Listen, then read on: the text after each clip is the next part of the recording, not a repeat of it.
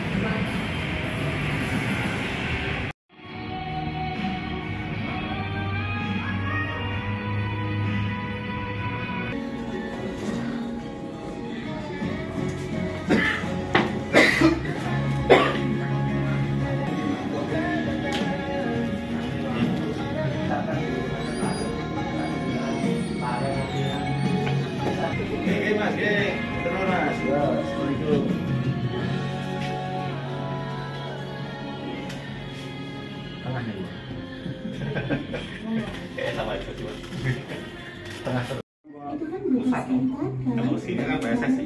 Iya, maksudnya pelaksanaan.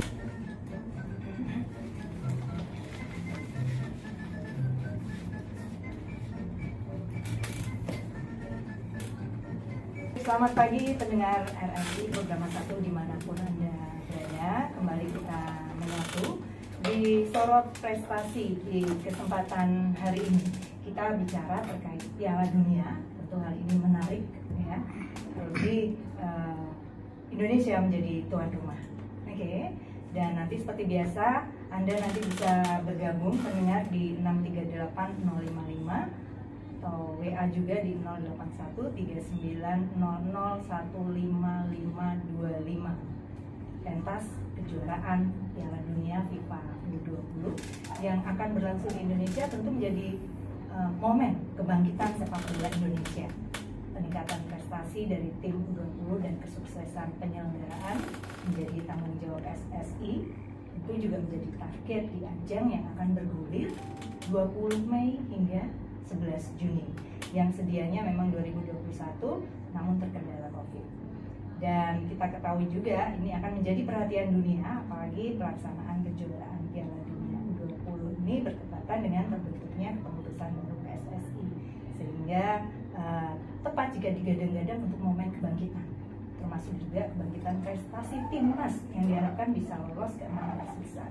Baik, kesiapan Solo, khususnya Stadion Manahan juga terus digenjot, khususnya di bulan ini ya, meski cuaca masih kurang bersahabat tentu, tapi tetap menjadi PR karena pelaksanaannya sudah sangat dekat, mepet ya. Bisa dibilang tanggal 20 Mei tepat juga dengan kebangkitan nasional. Apalagi berdasarkan hasil inspeksi FIFA ada beberapa catatan yang harus diselesaikan Solo sendiri sebagai tuan rumah Piala Dunia U20. Pemkot sendiri tinggal hitung waktu sebulan ini untuk menyelesaikan pengerjaan venue Piala Dunia dan 4 lapangan pendukung. Bagaimana progresnya, juga penontonnya sendiri. Anda tertarik untuk menonton tentunya juga nanti Anda bisa bergabung di 638 055, juga WA di 081 3900 15525. Di studio kali ini telah hadir 3 narasumber. Kita di sini ada Pak Satmaka Nugraha, Kabid Olahraga Pendidikan dan Sarana Prasarana di Spora Surakarta. Selamat pagi Pak Satmoko. Selamat pagi bahasa Indonesia. Para pendengar RRI Pro 1.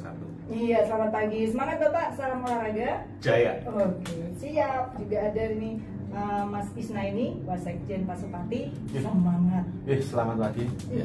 Salam Pak Sopati. Wah, salam Pasopati. Gitu jawabnya juga. Iya, jawabnya yes. Gitu. Yes. Oh. Oke. Dinara, pagi Mas Afrusi. Ya, selamat pagi Mbak Indah. Iya, Cerah sekali ini akhir pekan ini ya. Oh, cerah sekali ya. Kemarin juga cerah, sebelumnya hujan Ya. terus ya. Ya, itu Mudah-mudahan juga secerah hati kita lah ya. Amin.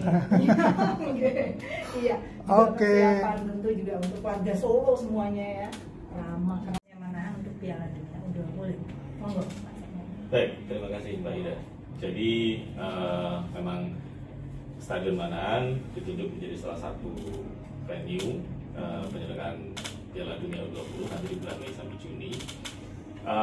Pekerjaan di Manahan dilaksanakan keroyokan Mbak. Keroyokan. Ya, jadi untuk yang infrastruktur memang itu menjadi tanggung jawab dari Kementerian PUPR. Dan ini progresnya kurang lebih sudah 60-70% ya, karena memang yang terbanyak porsinya itu ada di penataan lapangan, dan ini nanti di bulan Maret kita masih nunggu satu mesin yang dari Belanda yang disewa oleh Kementerian Pemuda dan Olahraga, itu yang akan mengerjakan penyulaman lapangan, itu yang porsi yang terbesar nanti di sana. Jadi mesin dari Belanda, mesinnya dari Belanda, lapangan ya, penyulaman lapangan. Jadi yang sekarang itu masih top dress, pengisian pasir untuk media itu masih dikerjakan di kelima lapangan kita. Jadi kemarin waktu di Tengok FIFA di 2 minggu yang lalu dari pihak Kementerian PUPR masih komit pada jadwal yang ditentukan, jadi tidak ada perubahan jadwal. Harapannya nanti bisa selesai pada waktunya di akhir Maret ini. Gitu, Mbak. Iya, akhir Maret ini ya. Nah, selesai. Yang menjadi catatan FIFA sendiri seperti apa? Mungkin sejauh ini juga ada perkembangannya bagaimana? Jadi untuk perbaikan infrastruktur sebenarnya cukup minimal sih di Kota Surakarta ya, karena memang Manahan memang sudah direnovasi sih ya tahun 2018-19 memang minimal untuk ya. pelaksanaan Piala Dunia ini dulu dijadwalkan tahun 2021 kan. Okay. Jadi memang Manahan kan memang sudah ya. betul. Jadi Manahan kan memang sudah direnovasi khusus untuk persiapan itu. Jadi makanya waktu ditengok FIFA di bulan Juni tahun lalu catatannya tidak banyak. Hanya beberapa hal lah, misalnya pendirian pagar dan seterusnya, dan itu sudah dikerjakan. Dan kemudian ya paling itu ada penyiapan mebelernya gitu, dan memang hanya saja memang diskusinya dengan FIFA juga belum final gitu ya. Kemarin ada wacana bahwa FIFA juga akan berkantor di Manahan. Ya, betul. Nah, dulu saat disampaikan itu jumlah personilnya berapa belum disampaikan. Jumlah personil baru disampaikan kemarin di kunjungan yang terakhir di bulan Februari kemarin. Itu dari FIFA ternyata rombongannya cukup besar, ada 108 orang. Jadi ya kami harus hitung ulang gitu ya, kami harus hitung ulang kesiapannya gitu. Jadi kami di pemerintah kota sendiri ya seluruh stakeholdernya semua merapat gitu. Jadi memang itu untuk mendukung itu gitu. Karena memang masih progres, jadi belum sepenuhnya final. Ini yang kita harus selalu diskusi terus gitu dengan RPM yang cukup tinggi lah kesiapannya. Iya. Ini memang walaupun Solo di sini tentu udah prepare, udah tadi minimal catatan FIFA, tapi mungkin titik-titik apa yang menjadi fokus sebenarnya inti dari perhatian FIFA sendiri untuk lancarnya Piala Dunia, karena ini berkelas internasional. Ya, jadi memang ini yang kita belajar gitu sejauh ini terhadap event olahraga, karena biasanya kan kita eventnya itu multi event ya, bentuknya kan, multi event, Asian Para Games ya semacam itu gitu.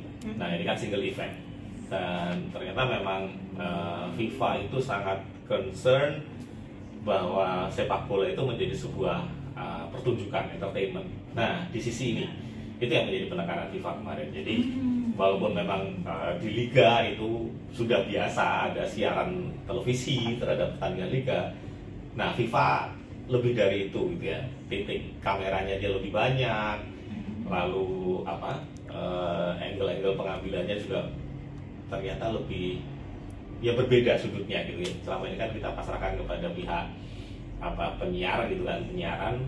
Nah FIFA ternyata punya bidang sendiri terhadap itu, dan itu yang masih didiskusikan gitu. Jadi kebutuhan FIFA terhadap peluang broadcast, kemudian titik-titik untuk media misalnya, itu ternyata cukup berbeda dengan yang biasanya kita lakukan.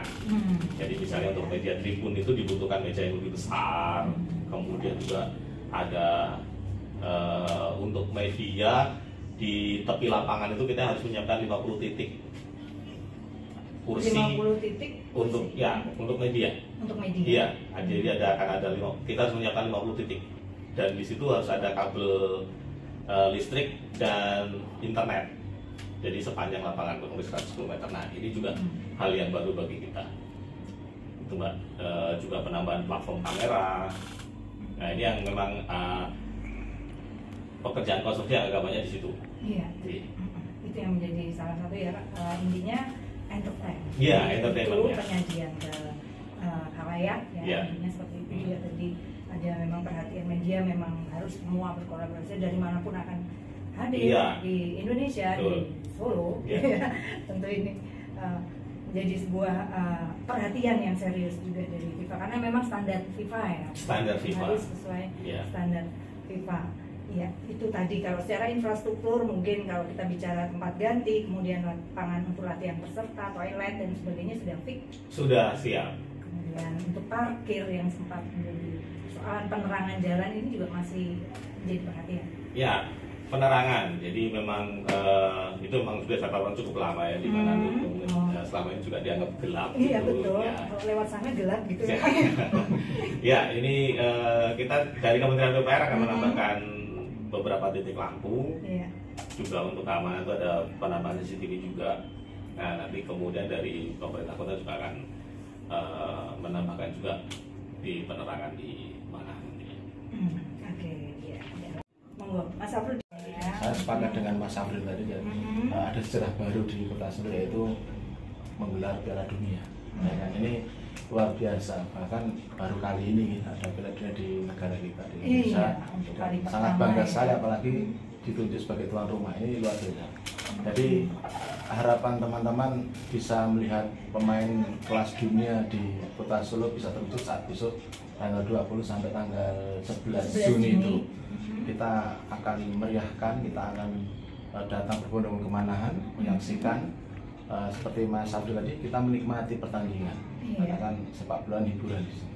Jadi tetap kita menikmati dengan cara yang santun, sopan, menunjukkan apa ya istilahnya itu identitas kita sebagai warga Solo yang ramah, santun, dan beretika.